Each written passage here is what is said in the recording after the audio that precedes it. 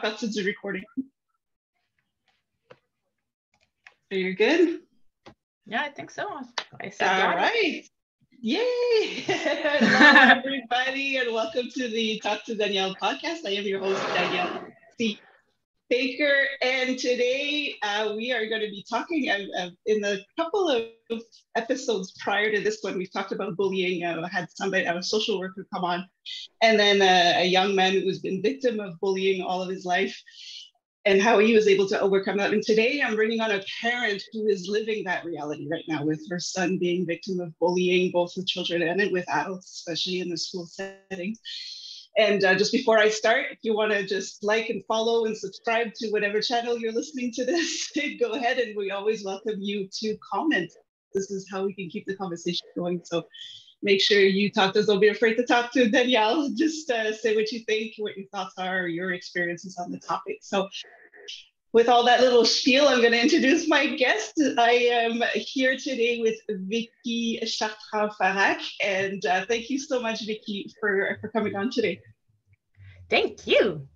And I know, Vickie, we've known each other for quite a few years, so we are both kids at heart. So this should be an interesting interview. Might not be a very formal one, but thank you so much. And before we get started in the questions and your reality, can you tell us a little bit about your story, just to explain a little bit your background and your story?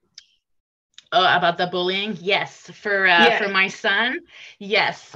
It's been ongoing since for a couple of years, but the recent one was just 2 days into the new school year. It just started, and he was a victim of bullying. A few people called him like stupid, you're an idiot, and you're weird and stuff like that. And then he was being laughed at by the choice of clothes that he was wearing.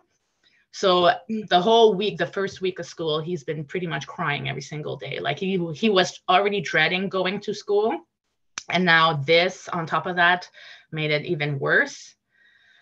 So that was like on the second day, you know, it's hard. Yeah, it is hard. And this is just for this year. I mean, it's been going on before that as well. So that is a reality for many children where we think a kid should enjoy school. They should be happy to be there, see their friends. But for some people, it's almost traumatizing to think what's going to happen this time. You know, what am I doing wrong? Or, when we're talking about clothes here, where people are a bit more open about what they wear, and, and they're still getting teased on that. And it's kind of, can't believe it's still happening type of thing. That's and it's like that.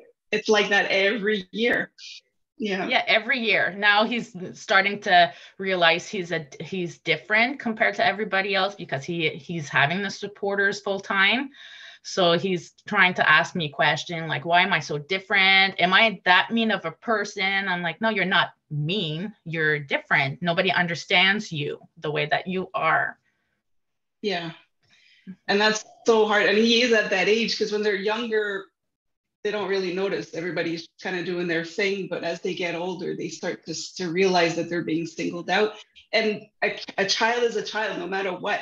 No matter what tag they were given, they're a child. They just want to be liked. They just want their friends to like them. They want the adults to like them. And so that nothing changes there. And it's hard when you don't get that as a child. So what would you say, when did you start noticing that he was a victim of bullying? Like it was a continuous thing, not just a one-off thing.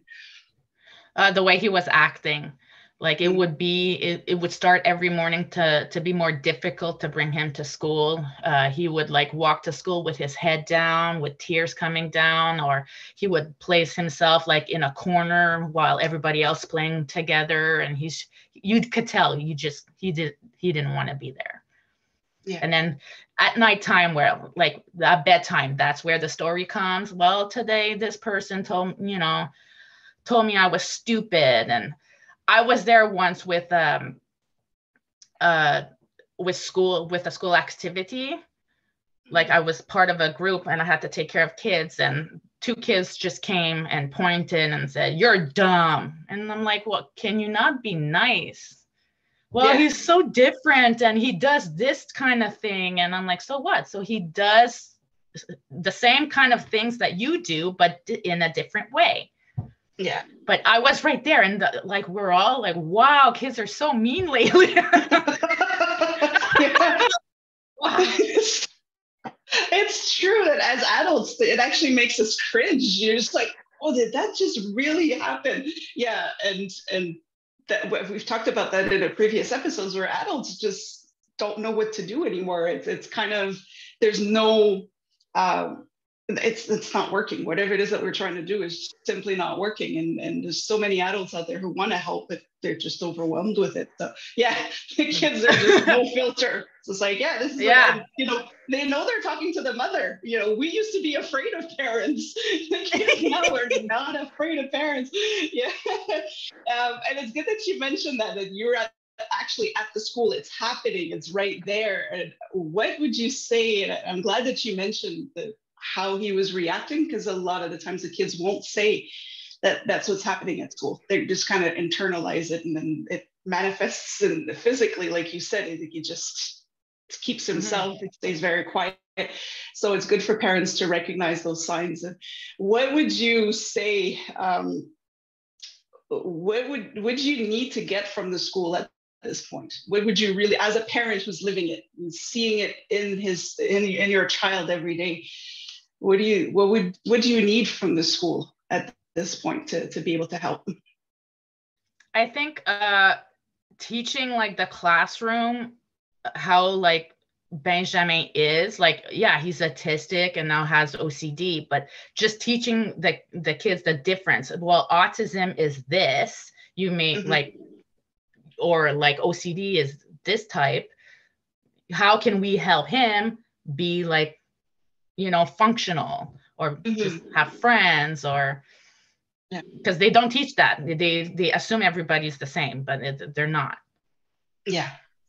And that's a big thing that I fight for, is we can't fit all these children in a one box, even if they don't have a diagnosis. Every child is different. And we work so much on trying to integrate or include one child into the group, that we forget that we need to sensitize the entire group to the needs, to say, well, you know, does it really matter if the water bottle, you know, they could tell the kids the water bottle just needs to be there. Don't touch it. Just leave it there. That's all it is. And kids would move on. But if we try to tiptoe around it, kids notice it, and then they get even more curious about why this person is so different.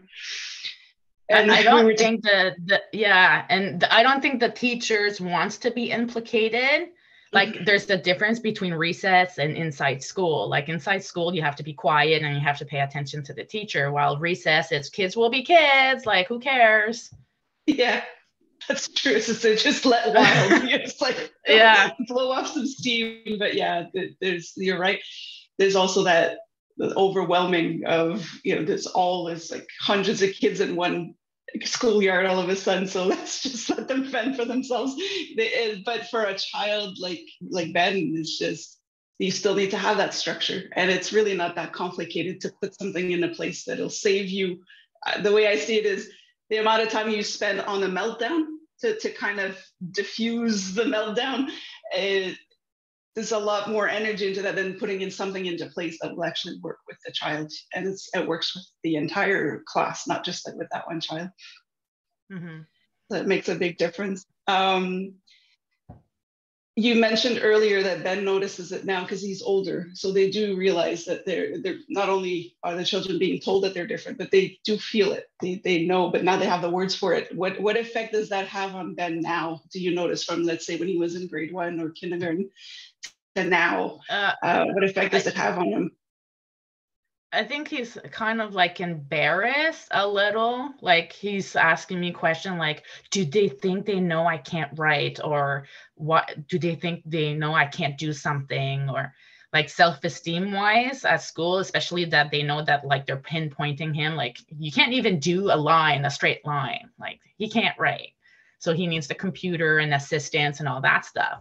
So just laughing at him, trying his best, makes him not want to try anymore, right? Right. Right. And I like what you just said, that he needs the computer, that there's people, and not just for autism, but for other conditions, that they will never be able to write the traditional way. Or we were talking about cursive earlier, and, we wouldn't ask a child that's in a wheelchair, we would never ask them to say, well, just get up and walk. Like, so this is the same thing. He will never write the way that the school is expecting him to write. So why is it so hard to have that computer? Yeah. It's the same with behavior. You won't take a wheelchair away from a person with bad behavior or not listening. So, Yeah, just because you think that they're just doing that to make your life miserable. And so, you don't take the tools away from a child who needs those tools. That's basically the message.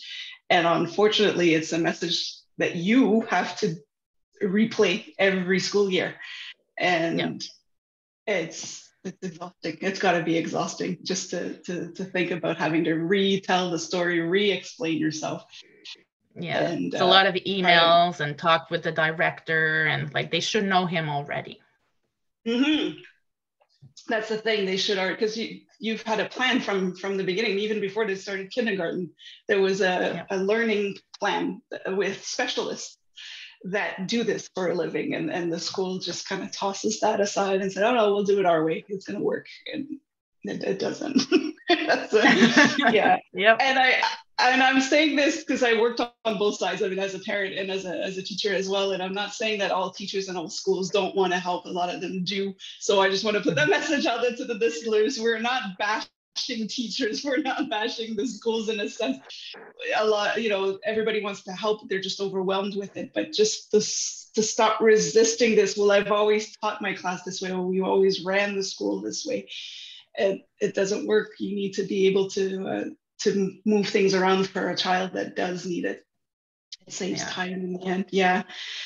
We talked a lot about what's going on with your son, but how, because you have an older daughter, and how does that impact? They go to the same school, and a lot of the times the siblings kind of either take a back seat because there's a lot of attention on the child that needs a bit more attention, or, they get caught up in this bullying stuff. What do? I want to fit in with my friends, but I want to protect my brother too. So how does she take that? She's very verbal. So but she has a lot of friends too. She's very social. So when they're in recess and she actually sees bullying and stuff, she will, and there's no teacher around, so that actually happened, she will go and stop it. And I told her, I'm like, I love you. I want you to remain a kid. So just go and play. And it's to the adults to fix that problem, not for kids to take the job of, a teacher. But it hurts her feelings to know that, my son is being bullied. So what she's done is she actually got the same outfit as him, just to tell him, your creativity is great. Just keep being yourself. And she walked in and she's like, hey, look at us, I love that. I saw that when you posted the picture and they were matching outfits, and I was like, oh, this is so beautiful. Just to I like the fact that she's strong. Yeah. Oh, that's good. Oh, yeah. That's amazing. She is strong. It made me laugh for those who are listening, I've known the children for quite a few years, so I see the personalities, and you wouldn't want to mess with the big sister. She will put you back in your place, and I love it. Oh yeah. Yeah. That's wonderful. How do you find to manage your time between the two? Because I know, Ben will take a little bit more time sometimes, or you want to make sure he's okay. How are you able to? I know the answer, but if you could tell the audience how you have managed to share that time between the two. Well, I have my special bonding time with Ben, and then I have my special bonding time with Amy. We do martial arts together. And that's my time. Also, I have my own personal class too. So that's where I release all my my problems. And and for Ben, we have his own special activity, and it's great. I love it. I love to do the both. Yeah, and it's important to give them each their time as well. Sometimes parents are overwhelmed. That's the message kind of want to send out there for parents who are living through it, that it's important to, you'll feel guilty that the you know, one of them is kind of always on the back burner, almost, it feels like, and it's, you can make that time. And and I'm glad you mentioned your time, your martial arts time, because as a parent, you know, they always say you do need to take care of yourself. You need to recharge your battery to be able to show up fully for your child. So what do you do? What do you need? Or, you know, how did you get to being able to say, okay, I need that time for myself. I need to recharge so that I can be there for my kids. What do I do? I go Yeah. twice a week. I have to. That's my time. Yeah. I like how you said that. I have to. It's not like, oh, I should. Yeah. It's like, it's not mental focus. Yeah. Yeah. Yeah. Just like some people will take like a few minutes to read or take a bath or whatever. Me, it's going to my class. Yeah. It's just hit a beanbag for a while and kick some air and get it all out of the way. Yeah. And that's what I was going to say. It just shows up differently for everybody, where you just have to find, if you don't know what your thing is, try different things, and you'll eventually find the one thing that, and for you, it was martial arts. And yeah, and just kick butt. Yep. It started with my daughter. She just asked me one day, could you please do it with me? I don't want to do it by myself. And I actually love the class. And we do 2 separate classes. When she's done, she does her own thing, and then I get my personal time. So it's great. Yeah. That's nice. Yeah, that's nice. Yeah. What kind of support do you find that parents need a lot, for parents who have children that, you know, that are neurodivergent or that learn differently? What support is still needed out there? A lot. There's not a lot out there that we can actually find. Like parents are having to do it on their own. Like doctors don't really know where to direct us to go. Yeah. And CHIO nowadays, well, it's a disaster. Like you can't just get in there. I know of a lot of groups on Facebook for support, so that's a good thing. But like, we need activities. There's no like activities just for them. It's great to go for like a summer camp or something, but they're not. They don't know about those kind of, you know, kids. They're not trained for it. So it's hard to juggle that. Like, we need activities. We need like more like research and fundings and all that stuff. Yeah. Like, there's not a lot out there. That is so true. And you touched on something very important here. A lot of parents will think automatically they'll be given resources, or that the doctors will know, you know, if you go see the family doctor, you get a diagnosis or any kind of news, that they will direct you to the right place, but you are left on your own. So don't give up. You do need to, and those groups help, because you just say, okay, can somebody help me with this? And so many people are willing to help because they've had to fight alone. They're more than willing to help. So for parents out there, don't hesitate to ask, because there's a lot of people who will help you. You feel alone. I know you must have felt the same. You feel alone as a parent when you're going through this. When you reach out to groups who are living it with you, that all of a sudden you're like, oh, okay, it's not just me. Everybody's feeling the same. Yeah, and there's a lot of also like a bullying as a parent. Like when you have like a little kid like that parent, that a lot of adults are going to be like, well, please raise your kid better, or it's not it's not their fault. We're trying our best, you know? Yeah. And every day is different. So you got to start, you know, there's a lot of still a work there as a parent, to see if you see a child having a meltdown at a park, before you start judging, start to wonder, like, what can I do to help, instead of, well, you know, fend for yourself, or it's not easy.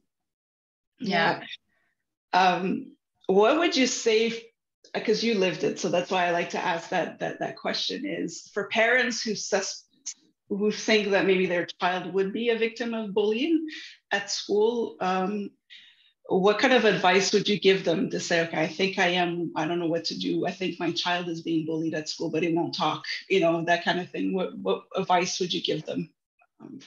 Well, I can tell you what I've done. Yeah. I actually went to school earlier and see how the teachers and the recess happens. Like I would either drive by, like it's not like stalking, it's just I want more information, right? So I would drive by and see, or you walk in like you just observe how the reaction of your kid is going. And then you can, now, before the pandemic, you could actually go in the school and early and see how, like, you look inside the class and see how it goes. Now with the pandemic, you can't do that anymore, but now it's restarting. So that's a good thing. Like now we can officially go in the school. So Yahoo. But after like, after school, like, I would ask him, like, how was your day? Did you have a fun day? And if he automatically says no, and then, well, what happened? And then you can like read between the lines. And when someone like tells you this person and the whole school knows that person, then you kind of know, like, well, yeah, right. He's being like, they're being bullied by that type of person, or that person alone. But it's a lot of, like I would take my son for a walk and say, like, to do his thing. And then eventually the stories would come out when he feels comfortable. That's what I would do. But I would go in the school. I would walk around the gates of the recess just to observe. That's what I've done. Yeah, I like that you said that. It's not stalking. I'm just observing. But, no, I like that. No, but it's necessary sometimes because the children are not going to fall out, stay on the first question. Like, is everything okay? Yeah, whatever. That's what you get. So you do need to give it a bit of time and ask different questions. That's not necessarily how was your day? Did anything happen? But just ask questions that leave it open. It's not just a yes or no answer. And you'll get to it. Yeah. With your experiences with all of this and everything that you go through and you see your children go through, what kind of wisdom do you want to pass on to your kids? Like what kind of, to make life easier for them when they're adults? What values or what message you're like, I want to make sure my kids know that it's okay for this, or, that I want to make sure that life is easier for them. My son's having more difficulty understanding that part yet, but for my daughter, I try to tell her to just remain who you are, like never to change for somebody. Like if you're happy with yourself, then that's like, you value yourself. That's number one. And then never be afraid to raise your voice for like anything. If you don't like something, just go see someone for help, or never to be afraid to speak. Yeah. Oh, that's a beautiful message to give our children. Yeah. Speak up. You have a voice. Use it. That's amazing. Yeah. And what message do teachers in school need to hear from a parent who lives it every day? That's because the schools are kind of caught up in their own tornado. What message do you think the parents, that the teachers and the schools need to hear to make things better for the students? To listen to what they're saying. They like, my son is trying to verbalize what he's feeling and I don't have time. Well, just take the time to just listen to what they're saying. Value their words or what they're saying, and then it might help you. Yeah, and it saves time in the end because you've addressed it right away instead of dragging it all year. Yeah. So just listen. Like I know they're so I know they're so busy and stuff, but just that 1 or 2 minutes could save like a whole day or a week. Yeah.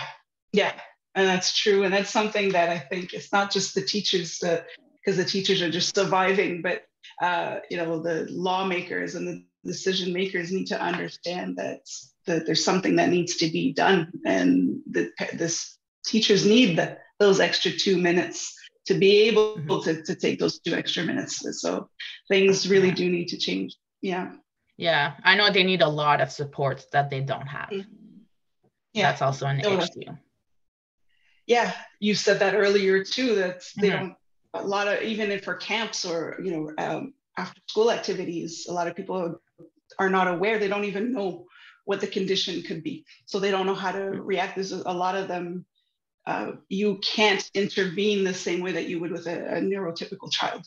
So, because you could actually trigger a meltdown or a breakdown. So those are just little things that are important to know when you're going in.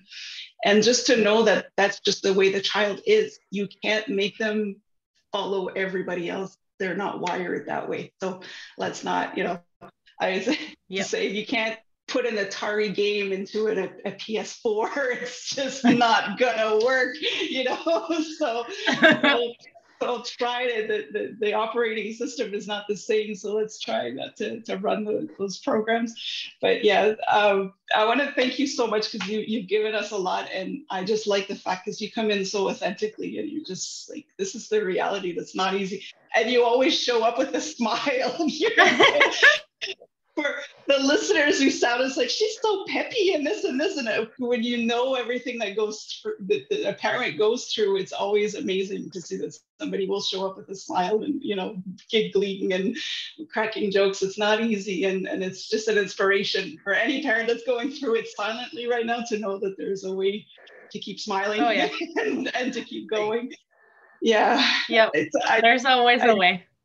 There's always a way. You just have to find your way, and that's the harder part. But yeah, it does happen, and you just reach out and help. And I always ask a question at the end of an interview. It's the promise I made a 9-year-old girl a few years ago that I would ask everybody, because she was always asked that question. And so my question to you is, what do you want to be when you grow up?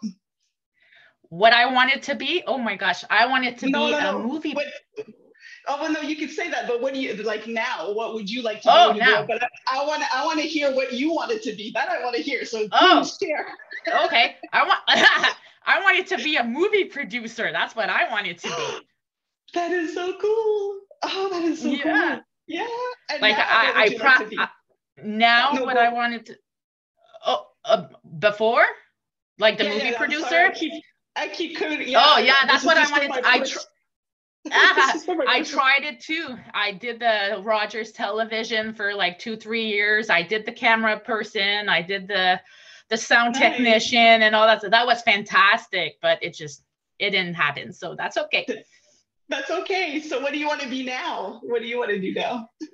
Now, I would love to own my own little job, like be my own boss. That's what I would love, but to concentrate on like the kids. I want to create a place where it's a safe place and a fun place, and at the same time build my daughter's dreams. Like it would all connect at the same time. So that's what I'm working on. Oh, that's amazing. That's exciting. Oh, I love that. I like that. I want to thank you so much, Vickie, for coming on. Is there anything else you'd like to add, just to say that could help parents or teachers? I don't know, you've said quite a bit, but just before we go, is there anything else that comes to mind? No, that was good. It. Just, don't give up. And yep.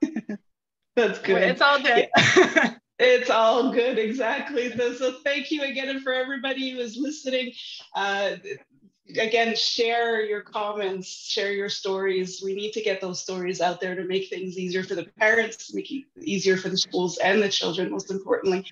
And like you said, don't give up. Like Vickie said, don't give up. There is support out there. You're just at this particular moment, you're kind of on your own to find it. So always reach out. We can help you. And until then, stay safe, stay awesome, and we will talk soon.